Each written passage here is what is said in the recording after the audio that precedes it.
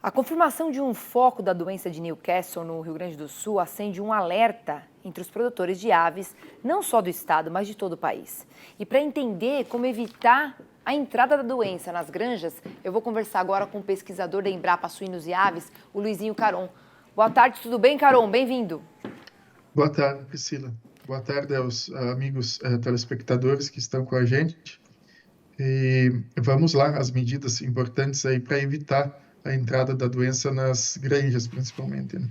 Primeiro, Caron, fala pra gente quais os sintomas mais comuns da doença de Newcastle que os produtores devem ficar atentos para a gente conseguir aí fazer uma detecção precoce. Os sintomas mais comuns da doença de Newcastle são os sintomas nervosos, né? Então, as aves começam a ter dificuldade de locomoção, né? Torcicolo, elas torcem o pescoço. As fezes também esverdeadas, essas aves param de se alimentar. Esses são alguns dos principais sintomas da doença de Newcastle de alta patogenicidade. E como é que ocorre a transmissão da doença entre aves? E uma outra coisa que eu gostaria que você esclarecesse é se pode haver também contaminação humana.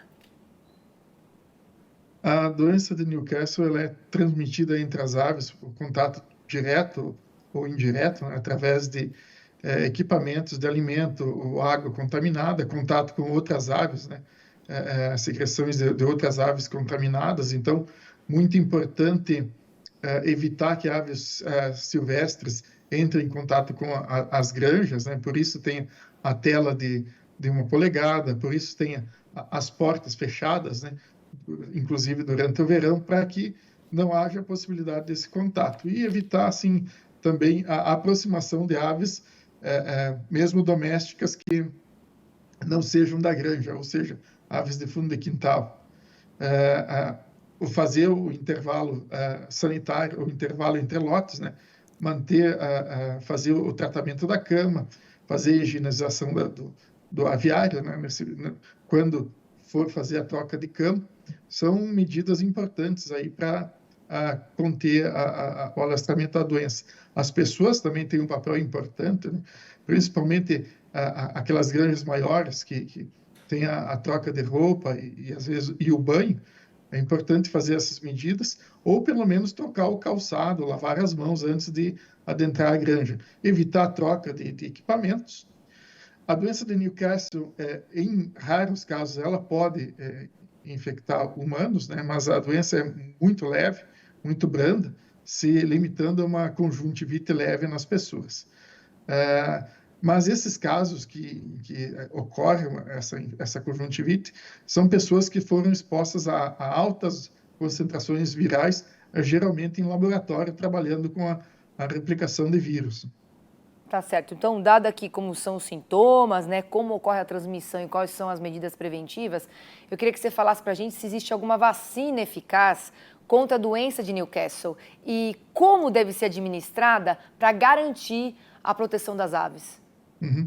Existem vacinas para a doença de Newcastle e essas vacinas são aplicadas em áreas de risco, mas principalmente em aves de vida longa, porque essas aves de vida longa, as matrizes, as aves de postura, elas são expostas durante um período mais longo de sua vida. Então, a importância de se fazer a vacinação, né? E existem as vacinas no mercado brasileiro para fazer essa imunização das aves.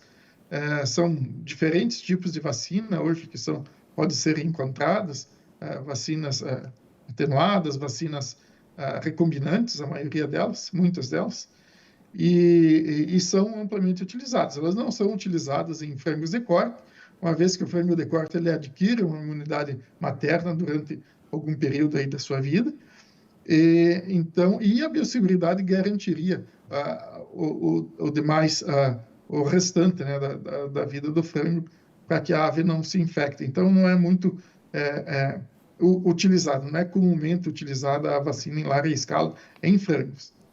Agora, quais ações a gente deve tomar de uma forma imediata, depois da confirmação de um foco da doença, para controlar o surto e conseguir proteger outras aves?